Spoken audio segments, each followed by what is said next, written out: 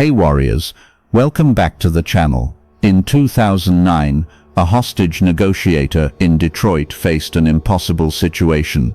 A man had barricaded himself in his apartment with his ex-girlfriend. He had a gun. He'd already fired twice. The SWAT team was ready to breach.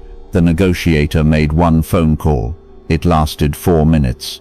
He never asked the man to surrender, never begged him to release the hostage, never tried to calm him down. Instead, he said 6 words that made the man throw down his weapon and walk out with his hands up, voluntarily. Those 6 words: "Don't come out. We have all night." That's reverse psychology. But not the kind you think you know. Because here's what you've never been told. Every time you've rebelled against someone's control, every time you did the opposite of what they wanted just to prove you couldn't be manipulated, you were being controlled. Your rebellion wasn't freedom, it was code, predictable, exploitable, and the smartest people in your life have been running that code since you were a child. Machiavelli wrote in 1513 that men are so simple and so subject to present necessities that he who seeks to deceive will always find someone who will allow himself to be deceived. He wasn't calling you stupid, he was calling you predictable. And if you don't learn these 13 tactics, the exact ones that have been used on you without your knowledge, you'll spend the rest of your life believing your choices are yours, while someone else writes the script. Let me ask you something. So if you're ready, if you're done being the person who gets played, and you want to become the one who orchestrates, subscribe right now, because we're about to enter territory most people will never see. How many times have you done something specifically because someone told you not to? How many times have you worked harder to prove someone wrong than you ever would have worked for yourself? How many times have you chased someone who pulled away from you, even though you weren't that interested until they disappeared? You thought that was you being independent, strong-willed, unpredictable. But it wasn't, it was programming. And the person who understands your programming doesn't need to force you to do anything. They just need to set the stage, create the conditions, and watch you walk exactly where they want you to go. Here's the truth that's going to change everything. Reverse psychology isn't about lying. It's not about tricks or games or manipulation in the way you think. It's about understanding that human beings are not logical creatures making rational choices. We're emotional machines running ancient software. Software written by evolution, by childhood wounds, by ego and insecurity, and the desperate need to feel autonomous. And that software has predictable patterns. If I tell you not to think about a pink elephant, what happens? You think about a pink elephant. If I tell you that you probably can't handle the truth, what do you want to do? Prove that you can. If I act like I don't need you, what's your instinct? To make me need you. That's not weakness, that's biology.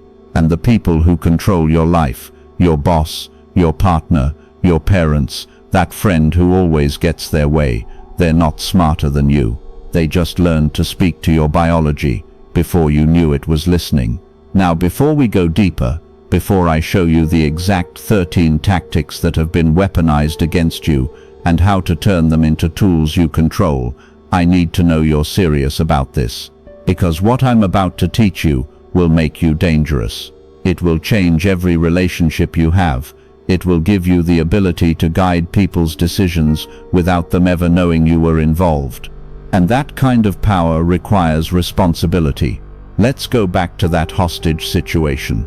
The man inside the apartment was operating on pure emotion, rage, fear, wounded pride. His ex had left him, she'd rejected him, and now the police were outside telling him what to do. Every authority figure in his life, his father, his teachers, his bosses, had always told him what to do, and he'd always resented it, always pushed back, always needed to prove he couldn't be controlled. The negotiator understood this within the first 30 seconds of conversation, so he didn't try to control him, he did the opposite. He said, "Don't come out, we have all night, you're in control here, we're not going anywhere." And something shifted in the man's brain. because suddenly there was no one to rebel against. The police weren't trying to force him out, they were keeping him in. His entire psychological framework collapsed. He wanted to prove he couldn't be trapped, but the police were telling him he wasn't trapped, he was in control. So what does a man who needs to prove his autonomy do when you tell him he's already autonomous?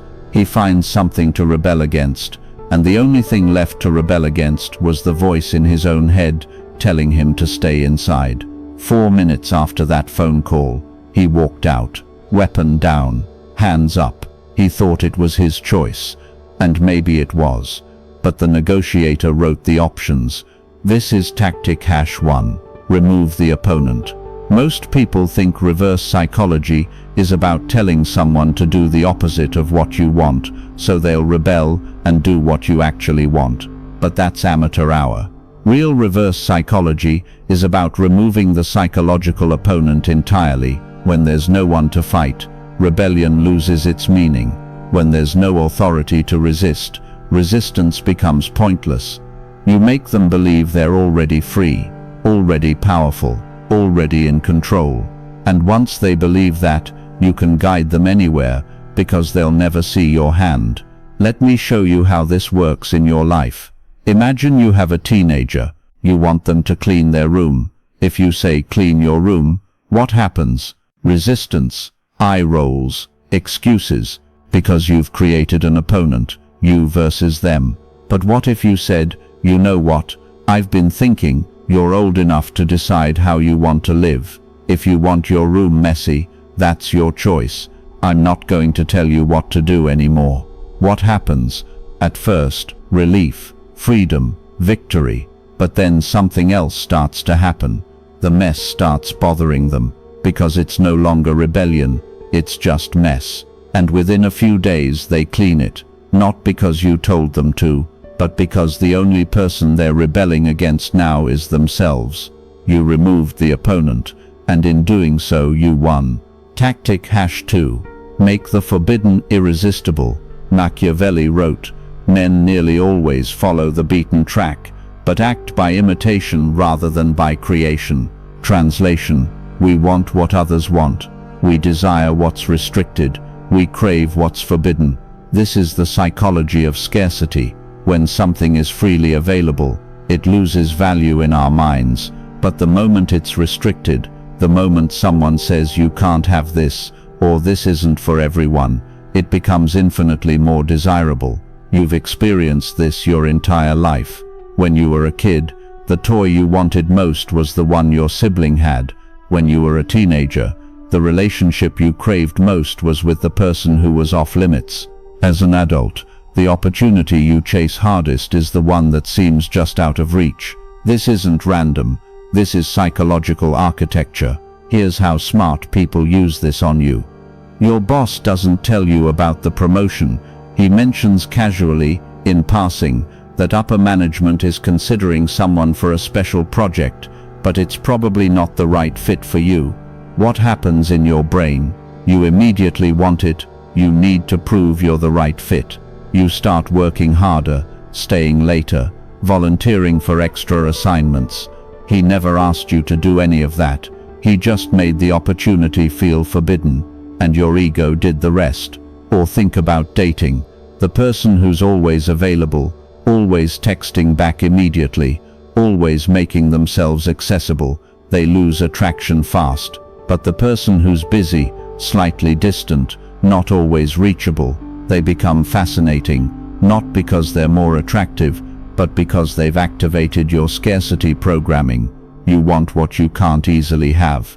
And once someone understands that about you, they can control your interest with surgical precision. Tactic #3. Validate the resistance. This is where most people get reverse psychology completely wrong. They think the goal is to trick someone into doing the opposite of what they say. But the masters know something deeper. You don't fight resistance. You align with it. When someone resists you, they're not actually fighting you. They're fighting the feeling of being controlled. So instead of pushing back, you validate their resistance. You join them in it. And suddenly, they have nothing to resist. Here's what this looks like. Imagine your partner is pulling away from you, becoming distant, cold. Your instinct is to chase, to ask what's wrong, to try to pull them back. But that just confirms their feeling of being suffocated. It validates their need for distance. Instead you say, "I've noticed you need space right now. That makes sense. Take all the time you need. I'm good. What just happened?" You validated their resistance. You agreed with it. You removed yourself as the thing they're resisting. And now they're confused, because they were prepared to fight your neediness. They were ready to explain why they need distance, but you gave it to them before they asked, and now the only person they can resist is themselves. Within days, sometimes hours, they start coming back, because the space isn't satisfying anymore. It's lonely, and you didn't chase them back. They chose to return. That's power. Tactic #4. Offer the illusion of choice. Machiavelli understood that the first method for estimating the intelligence of a ruler is to look at the men he has around him. But the deeper wisdom is this: the smartest rulers make people feel like they chose to be there. Forced loyalty is fragile. Chosen loyalty is unbreakable. So you don't force choices, you architect them. You give people options, but every option leads to your desired outcome. A master salesperson doesn't ask, "Do you want to buy this?" That's a yes or no question. And no is always easier. Instead they ask, "Would you prefer the blue one or the red one?" Now the choice isn't whether to buy, it's which one to buy. The decision has already been made. They're just personalizing it. This works in every area of life. You don't ask your team, "Can you work this weekend?" You ask, "Would you rather come in Saturday morning or Sunday afternoon?" You don't ask your partner, "Do you want to spend time together?" You ask, "Should we do dinner Thursday or a movie Friday?" You're not removing their agency. You're guiding it, narrowing the field, making sure every path they can choose leads to your goal. And they feel autonomous the entire time. Tactic #5. Weaponize their identity. Here's where reverse psychology becomes surgical. People don't just make decisions based on logic or emotion. They make decisions based on who they believe they are.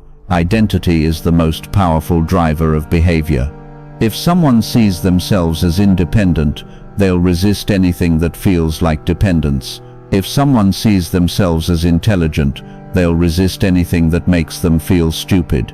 If someone sees themselves as moral, they'll resist anything that conflicts with that self-image. And once you understand someone's identity, you can make them do almost anything by making the thing you want align with who they believe they are. Here's an example. You want someone to take on more responsibility at work, but they're lazy, resistant, they avoid extra tasks. If you say, "I need you to do this," they'll push back, because their identity is, "I'm not someone who gets bossed around." But what if you said, "I was thinking about who could handle this high-level project. It requires someone who can work independently without supervision." Most people need constant management, but you're not like that. You actually thrive when left alone. That's rare. What just happened? You didn't ask them to do anything. You described an identity, someone who works independently, and positioned the task as proof of that identity. Now if they refuse, they're not just refusing a task, they're contradicting their own self-image, so they take it. Not because you forced them, but because their ego won't let them prove you wrong about who they are. Tactic #6. Create manufactured rebellion. This is one of the darkest tactics, so pay attention. Sometimes the best way to control someone is to give them something to rebel against that doesn't matter. You create a false opponent, a decoy authority, a fake restriction, and while they're busy fighting that, you move freely in the direction you actually want to go. Think about how governments do this. They propose a law that's intentionally extreme, something they know will be protested. The public freaks out, organizes, fights back. And then the government compromises. They scale back the law to what they actually wanted in the first place. The public celebrates. They think they won, but they didn't. They just fought the decoy. and the real agenda passed without resistance. This works in relationships too. You want your partner to agree to something big, maybe moving to a new city for your job. If you ask directly, they'll hesitate, resist, feel like they're giving up too much. But what if you start by suggesting something even bigger? I'm thinking we should move overseas for a few years. Complete fresh start. They panic, push back. That's too much. We can't just uproot our entire lives. Then you compromise. Okay. What if we just move to the next state? Stay domestic. Keep things more stable. Suddenly that feels reasonable, even generous. They agree, and you got exactly what you wanted, but they feel like they negotiated you down. Now if you're still watching, you're starting to see it. The patterns, the code, the invisible strings that have been pulling you your entire life. And if this is landing, if you're realizing how many times you've been on the receiving end of these tactics, do me a favor right now. Hit that like button, because we're about to go even deeper. And what comes next will show you how to become completely unmanipulable, while making everyone around you dance to your rhythm. Tactic #7. Make them prove they're not susceptible. This is psychological judo. Instead of trying to convince someone of something, you suggest they're incapable of being convinced. You challenge their ego, their intelligence, their strength, and their need to prove you wrong becomes the mechanism of their manipulation. You probably won't understand this. It's pretty complex. This isn't for everyone. Most people can't handle it. You're not the type of person who would be interested in this. Watch what happens. Their ego flares. They need to prove you wrong. They need to show you they are capable. They can handle it. They are interested. And in trying to prove you wrong, they do exactly what you wanted. You didn't convince them. You made them convince themselves. Sales professionals use this constantly. This product might be too advanced for where you're at right now. What does the customer hear? They think I'm not advanced enough. What does the customer do? I'll show them. I'll buy it. Parents use this too. You probably can't handle staying up late and still getting your homework done. Most kids your age can't. What does the kid hear? They think I'm like most kids. What does the kid do? Stays up late, finishes homework, proves they're exceptional. The parent got what they wanted, homework done. The kid got what they wanted, proof of autonomy. Everyone wins, except the person who doesn't understand the game. Tactic #8. The strategic retreat. Machiavelli wrote, "Never attempt to win by force what can be won by deception." Sometimes the most powerful move is withdrawal. Not because you're giving up, but because you're creating a vacuum. Nature abhors a vacuum. So does human psychology. When you withdraw your attention, your energy, your presence, people rush to fill that space. They suddenly realize what they had, what they might lose, what they took for granted, and they come back stronger, more committed, more willing to give you what you want. This works in negotiations. You're discussing a deal, terms, price, conditions. The other side is playing hardball. They think they have the upper hand. Instead of fighting harder, you withdraw. You know what? I don't think this is going to work. I appreciate your time, but I'm going to explore other options. You stand up, you prepare to leave. Watch what happens. Suddenly, they're less confident. Suddenly, the deal doesn't seem so guaranteed. Suddenly, they're reconsidering their position. Wait, let's talk about this. You didn't win by pushing, you won by pulling back. This works in relationships even more powerfully. Your partner is taking you for granted, treating you like an option, giving you the bare minimum. Most people respond by giving more attention, more effort, more proof of their value. But that just confirms the dynamic. You're chasing, they're being chased. Your value drops with every desperate gesture. Instead, you withdraw, not dramatically, not angrily, just calmly. You become less available, less responsive, less emotionally invested. You stop initiating, stop planning, stop being the one who holds everything together. and suddenly they notice. Suddenly the relationship feels different, uncertain, at risk, and they start doing what you were doing, chasing, proving, investing. You didn't explain yourself. You didn't argue for your worth. You just removed your presence, and your absence spoke louder than your presence ever could. Tactic #9. Reverse the frame. Framing is everything in human interaction. The person who sets the frame controls the conversation. And reverse psychology's most elegant application is frame reversal. Taking someone else's frame and flipping it so completely they don't even realize they're now operating in yours. Someone accuses you of being defensive. The amateur response, "I'm not being defensive," which of course sounds defensive. The master response, "You're right, I am being defensive, because you're being aggressive. Should we both recalibrate, or do you want to keep this energy?" What just happened? You accepted their frame, then expanded it to include them. Now they're the problem too.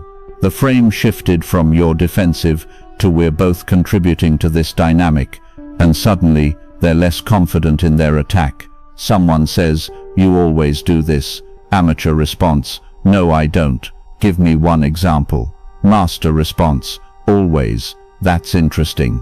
What do you think that pattern says about what I need from you that I'm not getting?"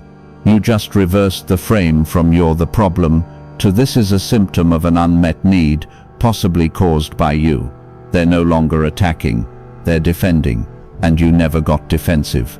Tactic #10. Plant the seed, harvest later. Immediate results are for amateurs. Masters play the long game. They plant ideas, suggestions, doubts, tiny seeds in the soil of someone's mind, and then they walk away. Let time and the person's own psychology do the work. Weeks later, the person comes back with your idea, fully believing it was theirs all along, and you let them believe it, because ownership is more powerful than credit. You want your business partner to pivot the company strategy. If you push for it directly, they'll resist. Ego, pride, the need to feel like they're leading, not following.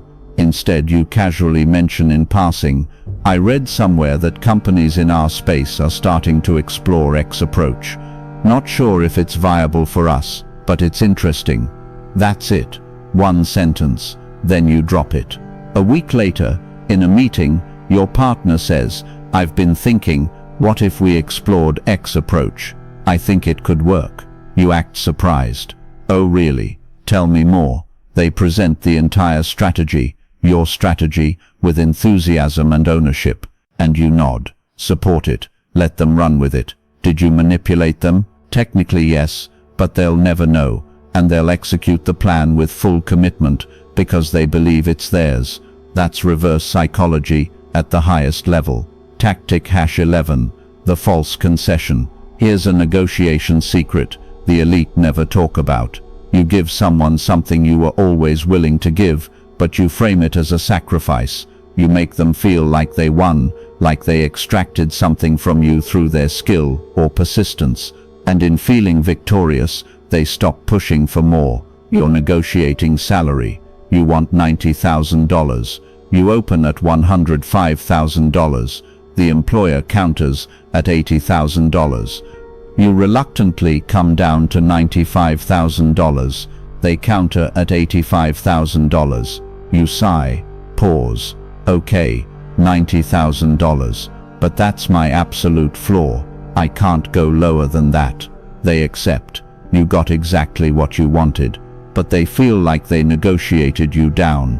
They feel like they won. And that feeling of victory makes them less likely to question other terms, less likely to push back on conditions.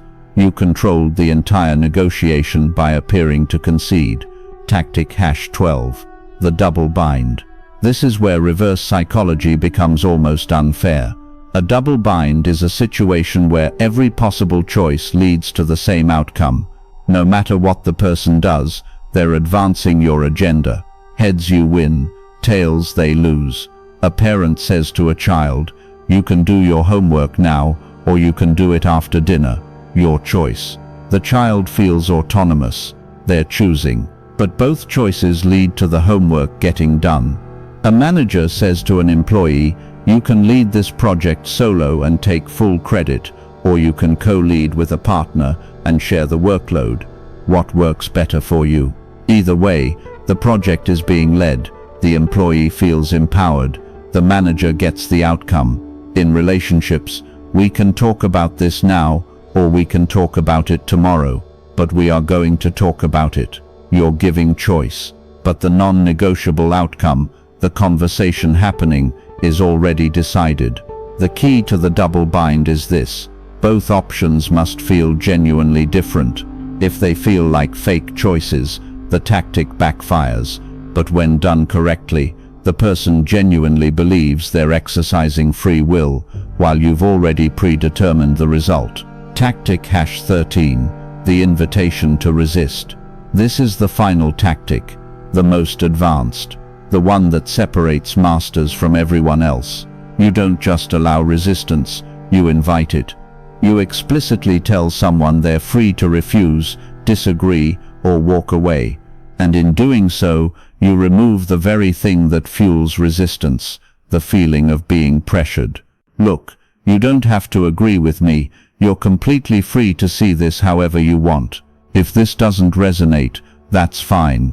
It's not for everyone. You can walk away right now. No judgment, no hard feelings.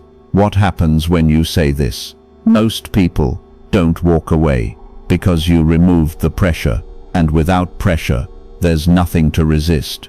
In fact, your openness makes them more likely to engage, because now they're choosing to, not being forced to. A therapist uses this constantly. You don't have to tell me if you don't want to. This is your space. You control what we talk about. What happens? The client opens up more, because the pressure to share has been removed. A leader uses this in team meetings. If anyone disagrees with this direction, speak up. I'd rather know now than later. This is a safe space for dissent. What happens? People feel safer, and ironically, they're less likely to dissent, because the permission to do so has removed the rebellious appeal. This is the ultimate reverse psychology. You give people complete freedom to reject you, and in that freedom, they choose to accept you, because the acceptance is now theirs, not yours, and chosen loyalty is the only loyalty that lasts. So here's where we are. You've just learned 13 tactics that have been used on you by your parents, your teachers, your partners, your bosses, your friends, your entire life. You've been the hostage in the apartment, thinking you were in control while someone else wrote the script. You've been the employee, working harder because someone suggested you couldn't handle it. You've been the person chasing because someone withdrew. You've been the buyer who thought they negotiated a great deal. You've been predictable, exploitable, running code someone else programmed, but not anymore, because now you see the game, you see the patterns, the architecture, the invisible strings, and once you see them, you can't be controlled by them. But here's the final truth, the one Machiavelli understood 500 years ago.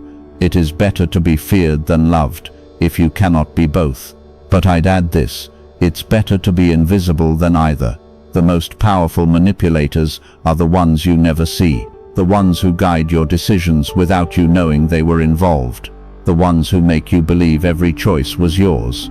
So now you have a decision. You can use these tactics ethically, to lead better, negotiate better, influence positively, or you can use them selfishly, to control, exploit, dominate. That's not my choice, that's yours. But I will say this, the world is full of people who already know these tactics, and they're using them on you every single day. So the question isn't whether you should learn them, the question is, do you want to be the player or the played?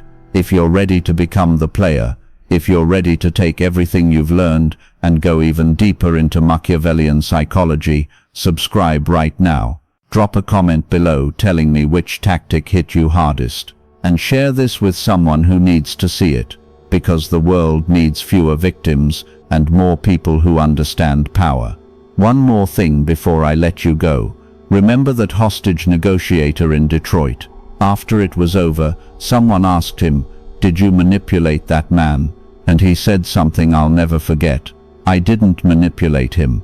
I just removed the obstacles between him and his own best judgment." That's what reverse psychology really is. It's not about controlling people against their will.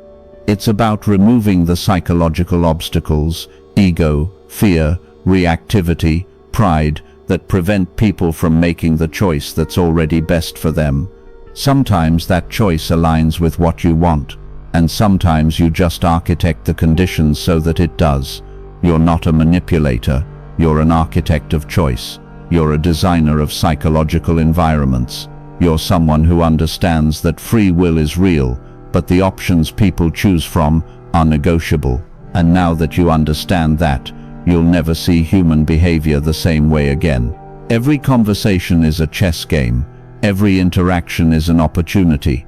Every resistance is an invitation. And you, if you're paying attention, are always 3 moves ahead. Go. Use what you've learned. Test it. Refine it. Master it. And remember, the smartest people in the room are the ones who never let you know they're the smartest people in the room. Be that person. Be invisible. Be patient. Be strategic.